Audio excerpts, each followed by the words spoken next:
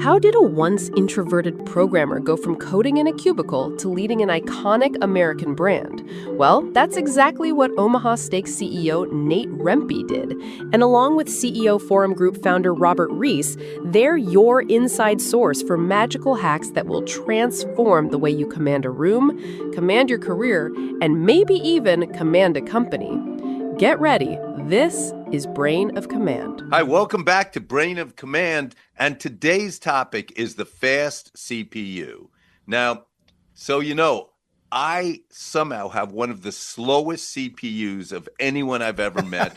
I have to wake up at 4 a.m. in the morning, and my goal was always to get more done by 9 than anyone who works a full day. But it's just out of outworking people. But Nate, talk about what this is, and then you're going to hear who our guest is, who is one of the top, perhaps the top, authorities on how the brain works in business. We have a great show for you today. Robert, you mentioned it there, right? I mean, everybody is built with different speeds of CPU, quote unquote, which proverbially is their brain. And, you mentioned getting up at 4 o'clock and kind of overcoming that by working harder, by leaning in and being willing to spend that time to overcome maybe biologic constraints you have. So that's really what we want to talk about today. Thinking back when I was younger, I would actually build PCs. And, if the CPU was too slow, you could crack open the case, pull out the CPU, install a new one into the motherboard, and, boom, you're up and running with a faster machine. Well, we can't very much crack our heads open and install a new brain, at least not yet, right? So what we wanted to cover today is if you're a person that has, call it a slower CPU, you can still be extremely effective and extremely successful by leveraging different tips and tricks. And by the way, if you're someone with a fast CPU, you also have to be cognizant of how that affects your leadership and affects how you deal with others. So I'll pass it back to you, Robert, and you can introduce our awesome guest today. Okay, our guest is Dr. David Rock, and there's a term called neuroleadership, which ties in the brain into business. He coined that term. He is the founder and CEO of the Neuroleadership Institute. He personally advises 2/3 of the Fortune 100 companies. He has 4 books. One that I absolutely loved, you should read, is Your Brain at Work. And he's all over Harvard Business Review, all over everything like that. But we're going to welcome David Rock. And David, give a quick tie-in in how the brain works. And then I want to throw you, maybe give a case study, for example, Microsoft, because he is a beloved CEO. So all yours, David. Yeah, thanks, Robert. And thanks so much for having me, and a pleasure to talk with you about this, Robert and Nate.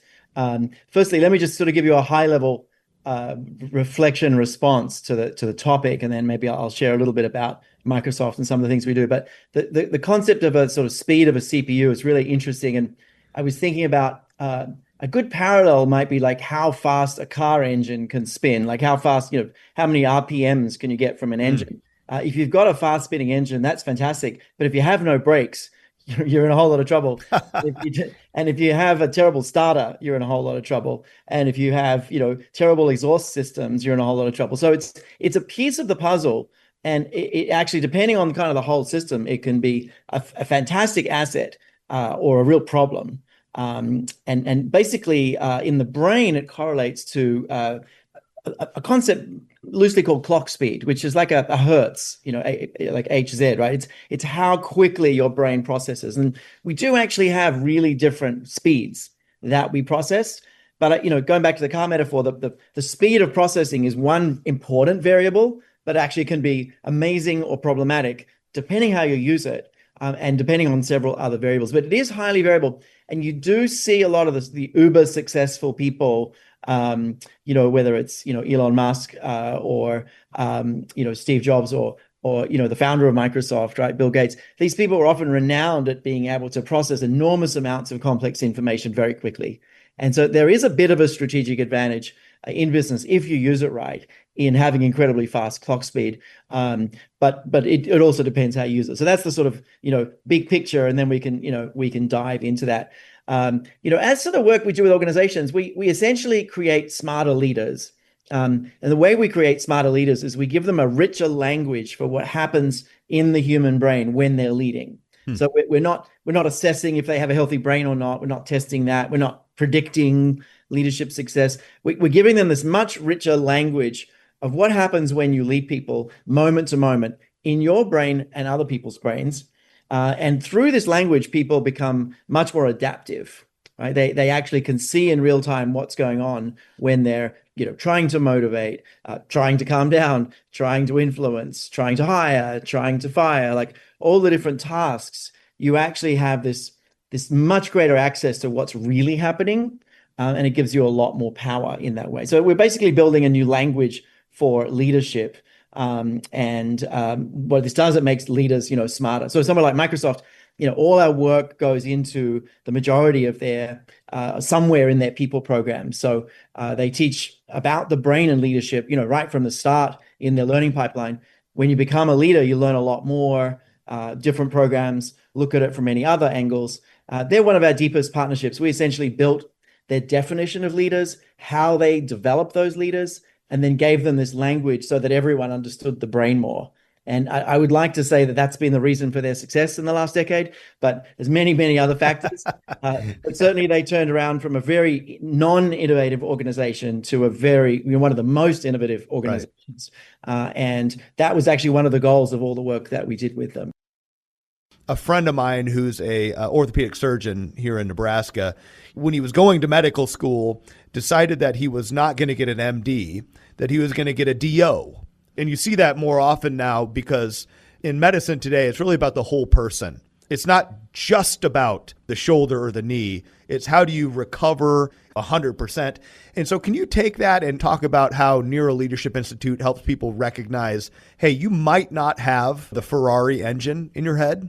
Maybe you got a Volvo, but Volvos are reliable and safe and fuel efficient and very popular with families, for example. So like take that and help our listeners, kind of calibrate where they might be at on that spectrum and how they can be successful despite a slow or fast CPU. Absolutely. I was just in Sweden for some work recently over the summer, and there are Volvos everywhere, and including from like the 70s and the 80s. They're still right. So, they're clearly doing something right. So one of the really fascinating things about the brain, and this is kind of like the first half almost of my most recent book, which is called Your Brain at Work. And this is sort of one of the really interesting conundrums. Everyone thinks that they have this incredible unlimited capacity in their brain, that they're only using, 10% of their brain. And basically when people hear this, they feel very guilty and very ashamed that that's not their experience, that they basically feel completely overwhelmed and can hardly remember anything they want to, and find that by 11 a.m. their decision making has sort of collapsed in a heap, right? And so we've been told we have this incredible capacity, and it turns out that capacity is only there for things we do unconsciously that we've sort of learned how to do without thinking. And driving, riding a bike, playing piano, things that we learn and we push into our motor cortex, we have incredible capacity. But when it comes to conscious decision making using this network called the prefrontal cortex, like when it comes to actually, making a decision, we have incredible limitations. And this is why AI is growing and everyone's excited, because, humans can barely add up 4 digits in their head or find a pattern across 5 variables. Impossible, right? Technology can do incredible things.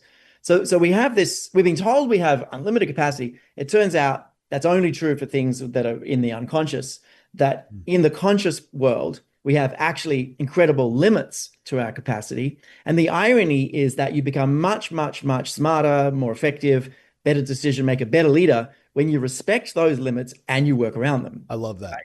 And that's actually one of the key messages of what I found in the research, is that particularly the prefrontal cortex has tremendous limitations, and you learn to work around them. Now, if you have amazing clock speed, you actually often, one of the things you have to learn is actually how to slow down, because a lot of people who don't have that clock speed just don't keep up, get annoyed, feel offended, all sorts of things.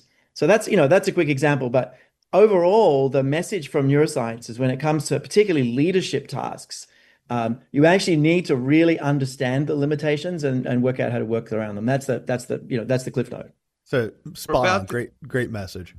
We're about to take a break. When we come back, we are going to ask for specific advice. Someone, if you have a slow brain, what do you do in business? Super fast. And David, Dr. Rock, is going to give us specific advice on that. By the way, what is the website to Neuro Leadership Institute, if anyone wants to go there? Yeah, neuroleadership.com. Just NEURO leadership, neuroleadership.com. There's lots and lots there. Amazing array of blogs and podcasts, all sorts of things.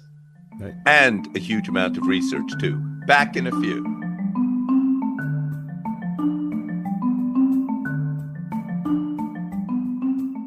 We'll get back to the show in just a minute. First, though, I want to talk with you about your dinner plans. When you're a busy executive, dinner can be an afterthought. You want to know my secret to everyday perfection?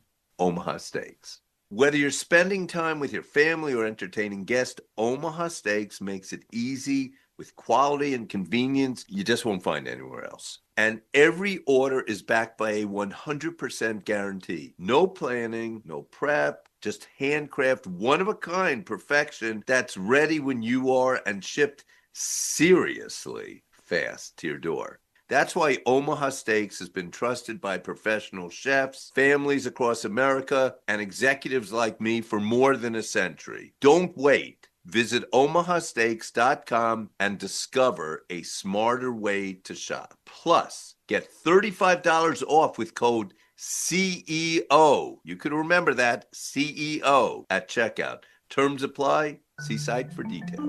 Hi, this is Robert and Nate on Brain of Command. We are talking about the fast CPU, and our guest, Dr. David Rock, is one of the world authorities, coined the term. Give one piece of advice to someone working in a corporation who has a slow CPU, one thing that they could do to make their brain work better, and maybe one piece of advice for someone fast. And then we may skip in a little later on into how AI ties into the brain. Yeah. All yours. Yeah, absolutely. Thanks for the question. Let me sort of work around the question a bit and then maybe answer it directly. But one of the interesting things, if you're either a senior leader now or working your way up, the interesting phenomena is that early in your career, you're kind of rewarded for clock speed, for rapid decision making, for kind of, coming up with great answers to solutions, right? So IQ and clock speed, these kinds of things will really help you early on in your career. But the more you go up in an organization, the less it's actually about you making decisions all day long. And it's actually about your human skills. And it becomes much more about your ability to understand, motivate, and develop other people, right? Both individually, team, and at scale.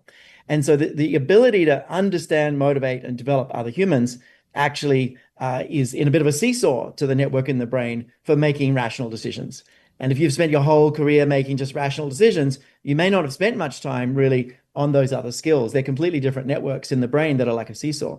So as you're becoming as you're going up the ladder, whether you've got a fast CPU or slow CPU, you actually need to really work on your human skills, in particular, just like really understanding what motivates people, understanding their goals, working out how to motivate people, also how to redirect people all sorts of ways, right? How to deal with strong emotions, how to grow and develop people. So these kinds of things are really critical. And they're a different network in the brain than clock speed, although your ability to think quickly about that stuff will help. But it's actually a whole different process. There's a technique called mentalizing. There's a process called perspective taking. These processes are really different to the general kind of decision-making process. So that's one broad thing. It's something to really, really work on and build. We actually did an analysis of competencies across thousands, I think more than 10,000 leaders by a professional assessment firm. And we looked at the percentage of people who are very, very good at that rational decision-making. And then we looked at the people who are very good at the people side of things. And we found less than 2% of leaders were actually really strong in both. And those were often the unicorn. So that's, and that's kind of why leadership development exists in a large way, that people need that. So that's one thing. The second thing is, one of the most important capacities as you develop as a leader is, again, not so much clock speed, but actually the brakes, going back to the car. It's actually self-regulation, which includes kind of, holding your tongue, not saying something you shouldn't, writing that email and saving it and not sending it, right? To de-escalate something. When you don't take offense, at other people's attack, right? When you ignore people who don't believe you don't believe your vision, and you just go forward anyway. These are all examples of self-regulation capacity. And there's a particular network in the brain, again, nothing to do with the clock speed. This network's the right and left ventrolateral prefrontal. It's called the brain's braking system. And this ability to stay cool under pressure, under increasing pressure, and it really does go up and up and up. The implications of bad decisions go up and up and up. So this capacity to stay cool under pressure is a really, really critical leadership capacity. And working on that, like being the best in class at that, it almost doesn't matter how fast your clock speed is. You can stay cool under pressure in any situation. So those are two things. So we think about capacity, which is kind of clock speed. But social cognition and self-regulation are probably much more important as you go up in the organization as skills to really work on. Almost doesn't matter what your capacity is and speed otherwise. So if we talked about hard skills and soft skills, so let's just say hard skills being mathematics, cognition, the ability to understand a concept and process it, versus the soft skills, which would be the human element. Trying to ram hard skills to overcome the lack of soft skills. I've seen it 100 times. I mean, even in myself, as I was coming up in a C-level role, just not patient. My brain would tell me the answer. I didn't want to wait around for other people to get there. I had tried to ram that through, and I couldn't get my organization behind me as a leader. Take the audience through that process. Yeah, I mean, thanks for sharing that. It's very vulnerable. That's a combination of poor social cognition and poor self-regulation, right? So it's a combination of not really reading the room, which is right. Social cognition. You're not really reading where people are, what would motivate them, what would demotivate them, and you're just in your head, right? So you're not able to put their heads in your head, which is called, perspective taking. That's the category of social cognition. And then the self-regulation, you're not able to just be patient and pause, and you just want to go and go and go. And it could be really hard for some very, very smart people to deal with that. I remember working with Sarah Matthews at the time. She was the CEO of Dun & Bradstreet. Dun & Bradstreet, yeah. Yep. And she read some of my work, and I went out and saw her, and we had this big conversation about what happens in other people's brains when she's the smartest person in the room and when she solves all the problems. And she suddenly understood she was creating a status threat in everyone else. And she had this big insight about the way she accidentally literally drops everyone's IQ by solving all the problems faster than they can. And she changed her entire leadership style from these conversations and some research we shared. And the next year, she went on to be the highest value-generating CEO in the Fortune 500. She won an award for that. So it's what she did was she built her self-regulation and her social cognition in learning to really pause and not accelerate down that path. And in this case, we taught her a framework we call the SCARF model, which is kind of just it's like the primary colors of social cognition. It tells you basically what drives people. It's status, certainty, autonomy, relatedness, and fairness. And as you learn these 5 things, you can kind of see a little bit more easily. You can see what you're about to do wrong. So that's the cliff note. Self-regulation, social cognition. Yours is a perfect example of how not building those can really get in the way as a leader. Is AI normalizing or providing an equilibrium across the landscape of leaders? Those that are faster on the hard skills are now not able to rely as much on that. And if they're weak in the soft areas, that may be a massive disadvantage because, as you mentioned, AI isn't necessarily providing those human factors. Yeah, you can. It can. You can, but you got to ask the right question. The trouble is, people with poor human skills don't know they have it, don't want to know they have it. Sure.